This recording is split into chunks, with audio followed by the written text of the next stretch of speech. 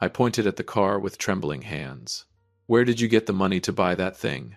Chloe casually pulled a stack of documents from her designer handbag. I sold the workshop, Dad. The entire property. The machines too, and all the lumber and storage. Bradley helped me find a buyer from a real estate corporation. We don't have to live in this dusty cave anymore. Welcome back to Dad's real-life revenge. Grab a drink, maybe a few snacks. Sit back and remember this. The people in these stories always had every chance to do the right thing. They simply chose wrong. Leave a comment, and don't forget to subscribe if you haven't already so you can keep following the story. And I'm Arthur, just an ordinary working man whose own daughter sold everything he built so her boyfriend could buy himself a shiny chunk of metal. It all started with the deafening roar of an engine tearing through the quiet suburban afternoon. A bright red convertible Mustang stormed straight into the yard of Miller Woodworks. Dust exploded into the air. Tires screamed beside stacks of aged oak timber. I stood frozen. My hands were still covered in sawdust. The steel chisel slipped from my fingers and clanged against the concrete floor with a hollow metallic crack. The car door swung open.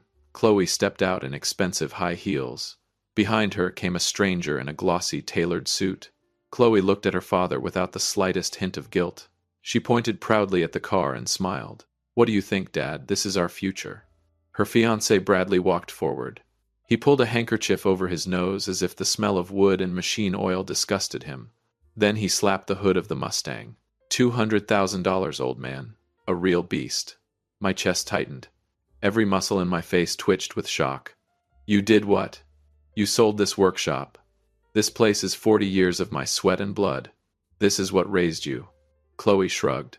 "Times change, Dad. None of this outdated junk is getting us into Manhattan high society. You should be proud I finally made a decisive move." Bradley smirked. "You should thank Chloe. Now you can retire somewhere in Florida and live in luxury. Just don't bring that machine grease smell near my new car." He reached to pat my shoulder, but I slapped his hand away. The stunned look in my eyes slowly hardened into something far colder. I didn't scream. I didn't cry. I simply stepped closer and rested my hand against the cool surface of the supercar. "You really think money can erase the value of honest labor?" Chloe crossed her arms defiantly. "The paperwork is signed, Dad. This workshop doesn't belong to you anymore." I stared deep into my daughter's eyes. A stare sharp enough to cut through bone. "You picked the wrong man to betray Chloe. You didn't just sell this workshop today. You sold the only father you'll ever have. And you're about to learn exactly what that decision is worth." I held the stack of documents in trembling hands. My rough fingers slid across the signature at the bottom of the page. It was my signature. But I had never put my pen on this paper. A forged will. A fraudulent transfer agreement. "You forged my signature." Chloe didn't even flinch. She leaned casually against her brand-new sports car, her expression so calm it felt cruel. The most dangerous enemy is never a stranger. It's the blood relative standing right beside you. "You're old, Dad. Why keep clinging to this pile of junk?" Chloe nodded toward the workshop. "I'm setting you free. Look around. All this sawdust is killing your lungs every day. The money from selling the shop is enough for you to live like royalty for the rest of your life.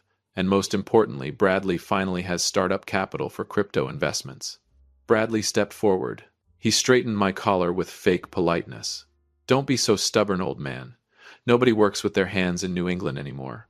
Only failures hold on to greasy little workshops like this. With this car and the rest of the money, we're finally going to live the high-class life. That's where Chloe belongs. Not here." I slowly looked around the woodshop. Every saw blade, every chisel worn down by decades of labor. This place is my breath. It's the honor of the Miller family. Do you even know how much your mother sacrificed to keep this workshop alive? Chloe gave a cold laugh. Mom's gone, Dad, and this workshop should disappear with her. The emptiness in my daughter's voice sent a chill through my entire body. A sharp pain stabbed through my chest. Not a heart attack. The pain of a man stabbed in the back by the child he loved most. You really think federal law is going to ignore this? You forged legal documents. You committed fraud against the state. Chloe shrugged confidently. I hired the best attorneys money can buy. The paperwork is legal, fully notarized. You don't have any proof. This workshop belongs to the Development Corporation now, and they're coming Monday morning to bulldoze the whole place. You should start packing. Bradley fired up the Mustang. The engine roared through the yard like it was mocking the helpless old man standing there. He rolled down the window and winked at me. Hope you find a nice retirement home somewhere in the suburbs. I stood alone in the yard as the bright red car disappeared beyond the maple trees. The silence it left behind felt almost terrifying. But inside my mind, the despair was gone. An old memory surfaced instead. A hidden clause. Something I secretly buried inside the original land agreement back in the 1980s when I bought this property from the previous owner. Quietly, I walked back into the dark corner of the workshop. I opened the hidden drawer beneath my old oak workbench. Inside lay the original contract, yellowed with age. My eyes sharpened instantly. The game is only beginning, Chloe. The evening sunlight stretched long shadows across the towering stacks of oak lumber. I stood in the darkness of the workshop, watching Bradley casually pull a bottle of champagne from the car. The pop of the cork echoed through the yard like a gunshot, sending the past to its grave. Bradley filled 2 crystal glasses. He handed one to Chloe, then raised his own toward me. A toast to the end of the Stone Age. I no longer looked at him as my daughter's fiancé. I looked at him as a man who had never earned a single thing with his own hands. Hands too smooth, hands untouched by calluses, hands that only knew keyboards and signatures written with other people's money. How much humiliation can a man endure while a stranger tramples over his entire life's work with this kind of arrogance? Bradley took a sip of champagne and grimaced. This place smells awful, Chloe. I honestly don't know how you grew up in this furnace. I still can't believe he wanted to keep this pile of firewood instead of taking millions of dollars. Chloe smirked and rested her head against Bradley's shoulder. Dad is obsessed with the past, babe. He actually thinks sweat is worth more than cash. Bradley walked over to the antique wood lathe I treasured most. He deliberately placed his dripping champagne glass on the polished wooden surface. Rings of moisture slowly soaked into the 40-year-old grain. I clenched my jaw. Take the glass off that machine. Bradley laughed. Why? It's junk now. I'll probably sell it to some antique shop, or maybe I'll keep it as a footrest in my new garage. Rage burned behind my eyes, but I didn't move. That silence only encouraged him further. With the tip of his polished shoe, Bradley kicked over a box filled with handcrafted steel chisels. The tools scattered across the concrete floor. Look at this outdated garbage. The world runs on algorithms and financial leverage now. Nobody needs old carpenters anymore. Chloe looked at me with fake sympathy. See, Dad, Bradley's right. You should come with us. I'll rent you a small apartment somewhere. You can sit there and watch us succeed. Honestly, that's the best way I can take care of you now.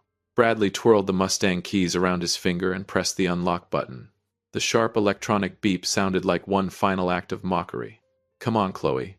We've got dinner with investors tonight. Let the old man stay here with his rotten memories. Then he turned toward me. And don't try anything stupid, old-timer. The contracts are signed. My lawyers won't go easy on you. The Mustang roared out of the yard, leaving a trail of gray smoke hanging in the air. I bent down slowly and picked up one of the steel chisels. I wiped the dirt from the razor-sharp blade. My reflection stared back at me from the cold metal surface. You think you're hunters. You're parasites. You think this old man is just some weak, poor carpenter who knows nothing except suffering and silence. I'm going to teach you exactly what arrogance costs. I walked toward my old workbench and flipped over a thick wooden panel underneath it. A hidden compartment revealed itself. Inside sat another collection of legal documents. Documents Chloe never knew existed. A faint smile slowly appeared on my lips. Bradley might understand cryptocurrency, but he knew absolutely nothing about land laws from the 1980s. Chloe walked into the living room of the old house without taking off her shoes. Her sharp heels hammered against the wooden floor with hollow clicks. She placed a check on the table. A number filled with far too many zeros. Look, Dad, this is your share from the workshop sale. Enough for you to live comfortably for the next 10 years. I'm not as cruel as you think. I stared at the check, but never touched it. Instead, I looked at the daughter I once held in my arms with pride. You really believe money can replace everything? Chloe let out an exhausted sigh and began pacing around the room. You always live in the past, Dad. Look at this town. It's dying. I'm saving you from this miserable life. Do you even know who Bradley is? She snapped. He belongs to a completely different class of people. He has connections you couldn't dream about in your entire life. I need that status. Selling the workshop was my ticket into the world of winners. You should be happy I escaped this pigsty. My voice turned rough. This pigsty paid for your college education. It bought the expensive dresses you're wearing. Chloe laughed. That was your responsibility. But now I have a responsibility to my future. Stop acting like the victim. You're being selfish trying to trap me in that dusty workshop forever. Bradley leaned against the doorway, checking his watch impatiently. Come on, Chloe. Don't waste time trying to convince people who refuse to evolve. He's just trying to make you feel guilty. Guilt is the only weapon powerless people have left. Then he looked directly at me. Take the money. It's the nicest offer you're going to get before the bulldozers arrive Monday morning. Slowly I stood up and walked toward Chloe until we were only inches apart. You say you're saving me. But what you're really doing is selling the soul of this family for a sports car and an empty man. Chloe instinctively stepped back. For a brief second, uncertainty flashed across her face. Then the coldness returned. I don't care. Everything is finalized. You can't change anything now. Bradley smirked. That's right. The law belongs to the people holding the signatures on the contracts. And we have the signature. He paused, grinning wider. No matter how it got there. He wrapped an arm around Chloe's waist and guided her toward the door. Enjoy your last night in that workshop, old man. I stood motionless in the darkness as the Mustang's headlights swept across the windows before disappearing into the night. The anger inside me was gone. Something colder had replaced it. Something far more dangerous. I pulled out my phone and dialed a number I had not called in years. Harrison, it's Arthur Miller. I need you to review the bloodline inheritance clause tied to my 1984 land purchase agreement. I walked back to the table. I never even glanced at Chloe's check again. Instead, I tore it into tiny pieces. The shredded paper drifted onto the floor like dark snowflakes. You sold your father for money, so don't blame me when I use the law to take back everything you think belongs to you now. Silence swallowed the Miller workshop. No more shouting, no more roaring engines. I sat alone at the old workbench while a dim yellow light cast my shadow across walls scarred by decades of labor. The anger was gone from my face now. My expression had become still calm like the surface of a lake, moments before a violent storm. Slowly I slid my hand beneath the desk into a narrow hidden gap. Click. A concealed compartment opened. Inside rested a worn leather folder. The original contract from 1984. The year I purchased this land from a declining aristocratic family, desperate to survive. I turned carefully to page 12. The blue typewritten ink had faded with age, but the words remained clear enough. Bloodline Transfer Restriction Clause. This property was classified as a protected family estate. Ownership could only transfer through verified bloodline succession after a lawful inheritance audit. Any transaction involving a third party without consent from the current legal owner would be considered automatically void. Chloe had acted too quickly. She believed a forged signature was enough. She never understood that this land was never ordinary private property. It was protected legacy land tied to legal conditions far older and far stronger than she realized. I picked up the phone. A deep voice answered from the other end. I reviewed the documents you sent me, Arthur. This is a perfect trap. Chloe and that boy violated federal fraud statutes. I looked through the workshop window. Outside, Chloe and Bradley laughed beside the Mustang, already dreaming about rooftop parties in Manhattan. They had no idea that every passing second was carrying them closer to disaster. I didn't stop them. I didn't call to scream or threaten them. My silence itself had become their sentence. Enjoy your final hours of glory, I whispered into the darkness. By sunrise, you'll understand the true price of betrayal. I began organizing my tools again. The chisels were sharpened until their edges gleamed. The saws were freshly oiled. I was preparing for a very special reception. The workshop doors slowly closed.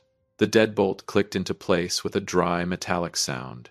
When I stepped back into the yard, I was no longer the broken old carpenter they believed they had defeated. I glanced toward the red convertible Mustang with cold amusement. That car would soon become evidence in a major financial fraud investigation. Darkness slowly consumed the workshop. But inside my mind, everything had never been clearer. I was ready to reclaim justice, not only for myself, but for the honor of the entire Miller bloodline. Flashlights flickered through the silent darkness of Harrison's law office. I sat across from my old friend, while the original 1984 contract rested between us on the desk. Harrison adjusted his glasses and studied the faded legal text carefully. Then he smiled, a smile of absolute victory. "Arthur, your daughter made a fatal mistake." He pointed directly at Clause 22. "This is the inheritance restriction clause. The land is classified as a protected labor heritage estate. Its legal status only remains valid when operated by a member of the Miller bloodline. Any sale to an outside corporation without a verified bloodline audit and your written consent is automatically void." My voice turned cold as steel. "So the sale to the development corporation was illegal from the beginning?" Harrison nodded immediately. "Completely illegal. In fact, the money they accepted from that corporation has now become evidence of large-scale fraud. They deceived a major company using forged documents. Chloe isn't just losing the workshop anymore." He paused. "She could face prison time." "Where are Chloe and Bradley now?" Harrison asked.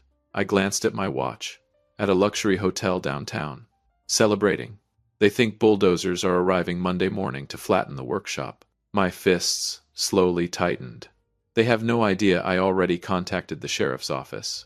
The preparation unfolded quietly through the night.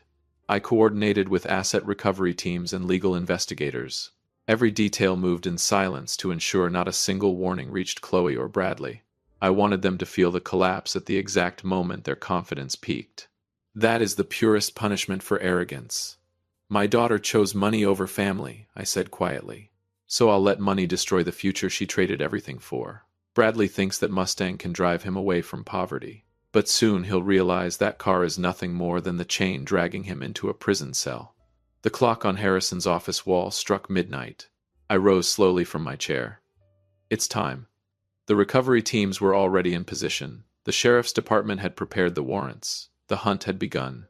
I stepped outside into the freezing night air, but inside me burned a fire hotter than anything I had felt in years. "Prepare yourselves," I whispered into the darkness. "Because the sunrise coming for those two traitors won't bring light. It will bring the truth and handcuffs." Darkness swallowed the road leading to Miller Woodworks. 3 black vehicles rolled silently to the front gate with their headlights off. I stepped out first. Behind me came the asset recovery team and 2 sheriff's deputies. Not a single unnecessary word was spoken. Only the wind howled through the maple trees. I pulled out the original key and unlocked the iron gate. The rusted hinges groaned loudly in the silence. Inside, a professional locksmith immediately began working through the remaining locks.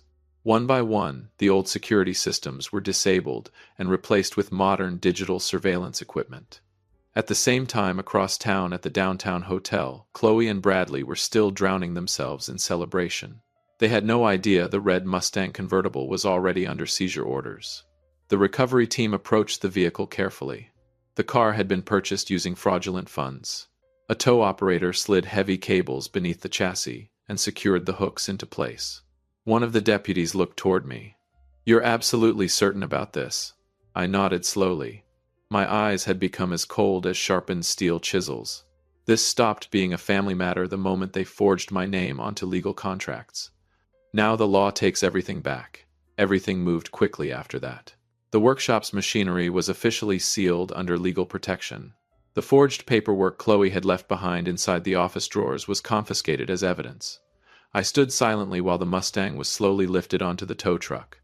Streetlights reflected across the flawless red paint. A monument to greed being dragged away into the darkness. My phone vibrated. A notification from the security system inside Bradley's luxury apartment. He had just used his keycard to enter the suite. A faint smile crossed my face. "Sleep well tonight," I whispered quietly. "Because tomorrow morning you'll wake up in an entirely different world. A world without the sports car, without the workshop, and without freedom." I walked back inside the woodshop and switched on the small lamp above my old workbench. Then I sat down and waited. I would stay there until sunrise, until Chloe and Bradley returned to witness the collapse of every lie they had built their future upon. The night was still long, but with every passing minute a strange peace settled deeper inside me. My life's work was finally being protected, and the parasites were finally being dragged into the light. The sunrise painted the horizon deep red, but it brought no warmth. A taxi rolled to a stop outside the gates of Miller Woodworks. Chloe stepped out first, still wearing the wrinkled evening dress from the night before. Bradley stumbled out behind her, exhausted and half awake. They had come expecting to watch bulldozers erase the past. Instead, they found something far more terrifying: emptiness. Chloe froze in place. Her high heel nearly snapped against the gravel. The yard was empty. The bright red Mustang was gone. Bradley frantically searched his pockets for the keys before shouting in panic, "Where's my car? Who touched my car?" Chloe turned toward the workshop doors. A brand new electronic locking system blinked red against the entrance. She ran forward and pounded against the metal. "Open this door. Who changed the locks, Dad? Where are you?" Slowly, the workshop doors opened. I stepped out from the shadows. But this time, I wasn't holding a chisel or a saw. In my hands rested a stack of warrants issued by the state police and the district attorney's office. I stood there like an ancient oak tree facing a storm. "You two looking for this?" I tossed the Mustang key onto the gravel at Bradley's feet. "It's sitting in the bank's asset recovery lot now. Your loan has been frozen because the collateral property was never legally yours." Chloe's entire body trembled. "Dad, what are you doing? Have you lost your mind?" I signed the contracts. I already received the money. I stared at my daughter with bitter disappointment burning behind my eyes. "You signed a worthless contract using a forged signature. The 1984 Bloodline Clause prohibits any transaction like this. The Development Corporation already withdrew their funding, and now they're suing both of you for large-scale fraud." Bradley lunged toward me furiously. "You miserable old bastard, you ruined everything." Before he could touch me, 2 sheriff's deputies emerged from behind the lumber stacks. Click. The sound of handcuffs echoed through the yard. Bradley was slammed face first into the sawdust-covered ground. "You have the right to remain silent. Anything you say can and will be used against you in court." Chloe collapsed onto the gravel. She sobbed uncontrollably. "Dad, please help me. I did all of this for us. I wanted you to have a better life." I neither stepped forward nor reached down to help her. "A better life built on betrayal and prison sentences. You sold your own father to buy a car for a criminal." Bradley screamed while deputies dragged him toward the patrol vehicle. "Chloe, tell him something. Make him drop the lawsuit." But Chloe could only watch helplessly as the police car carried Bradley away. Then she turned back toward me. But I had already turned my back on her. I walked silently into the workshop once again. The heavy wooden doors slowly closed shut behind me, leaving Chloe alone in the yard, surrounded by the shattered remains of her luxury dream. The doors of Miller Woodworks opened once again. But this time they welcomed men in black suits with cold, emotionless faces. Representatives from the real estate corporation. Their eyes settled on Chloe sitting helplessly in the dirt. "Miss Miller," one of them said firmly, "we reviewed the original documents provided by Mr. Arthur Miller. Your property transaction was part of a large-scale fraud operation." Chloe slowly looked up, mascara smeared across her face. "I can explain. Bradley told me everything was legal." The attorney cut her off immediately. "Bradley was arrested this morning for money laundering and credit fraud across 3 separate states. He used you as a front to gain access to this property. The entire deposit from our corporation has already been transferred into anonymous cryptocurrency wallets." He paused. "You no longer have any money." I stepped beside my daughter, but I didn't look at her. I stared at the torn contract scattered across the gravel. "You dreamed about Manhattan," I said quietly. "But in reality, you were nothing more than a pawn for a professional con artist. Now this corporation is suing you to recover every dollar they lost. That debt will follow you for the rest of your life." Chloe grabbed the leg of my pants desperately. "Dad, you still have the original contract. You just need to sign the approval papers. You can save me. We can make everything go back to normal." I looked down at my daughter's trembling hands. "Back to normal. When you forged my signature to destroy my life, when you mocked your mother's memory and laughed at this workshop," my voice lowered into something cold and final. "I already signed my name, Chloe, but not on your contract. I signed the criminal complaint, and I transferred this entire workshop into a permanent preservation trust. Nobody can ever sell it again, not even me, and your name will never touch it." Chloe screamed in despair. "You're killing me. Do you love this workshop more than your own daughter?" Slowly, I crouched down and looked directly into her tear-filled eyes. I loved my daughter, but she died the moment she drove that red car into this yard. The person standing in front of me now is just a greedy stranger. Another police siren echoed through the morning air. This time they had come for Chloe. "Chloe Miller, You are being charged as an accomplice in a federal document fraud investigation. I stood silently as officers placed handcuffs around my daughter's wrists. I didn't cry. My heart had already turned to stone the night before. Justice had finally been served, but the price was the destruction of an entire family. The sound of police sirens slowly faded into the distance. Miller Woodworks fell back into an almost frightening silence. I stood alone in the yard, while the wind carried scraps of the forged contracts across the gravel. My eyes lifted toward the old oak sign hanging above the front gate. Miller and daughter. Slowly I grabbed a ladder and climbed up. Without a word, I removed the word daughter from the sign. Then I walked back inside the workshop. I turned on every light. Warm light flooded every corner of the building. One by one, the old machines came back to life. The saws hummed steadily like the heartbeat of something resurrected from the dead. I picked up an unfinished piece of oak and ran my rough fingers across its surface. The texture was coarse, warm, real. This, I whispered quietly, is the truth. This is my life. I glanced toward the old mirror hanging on the wall. Deep lines of exhaustion carved across my face, yet my eyes felt strangely calm for the first time in years. I pulled out my phone and sent one final message to Harrison. Make sure Chloe receives the minimum legal defense she needs, but never tell her I'm paying for it. Inheritance is not land. It is not buildings. Inheritance is honor. It is the willingness to protect what you built with your own hands. I opened the large rear doors of the workshop and looked out across the wide fields where my wife and I once dreamed about a bright future for our only child. That future was gone now. But the workshop still stood, and so did I. I picked up a carving chisel and began engraving new words into the wooden sign beside the entrance. Integrity first. The story of the Miller family is a warning about greed, loyalty, and the price of betrayal. If this story meant something to you, share it with someone you care about. I took a long breath as the smell of oak and machine oil filled my lungs again. Then I pushed the handplane across the wood. Thin curls of oak drifted onto the floor, like old scars finally being carved away. I was no longer a grieving father. I was a craftsman defending his sanctuary. The sun had fully risen now. Golden light poured through the workshop windows, illuminating the dust floating through the air. A new beginning had arrived. But this time, I would walk into it alone. If you stayed with us until the very end, please do one quick thing for us. Subscribe. A lot of people watch without subscribing, but it costs nothing and means everything to this channel. And if you support the old father's decision to protect his legacy, leave a comment with the word amazing. Thank you for watching all the way to the end.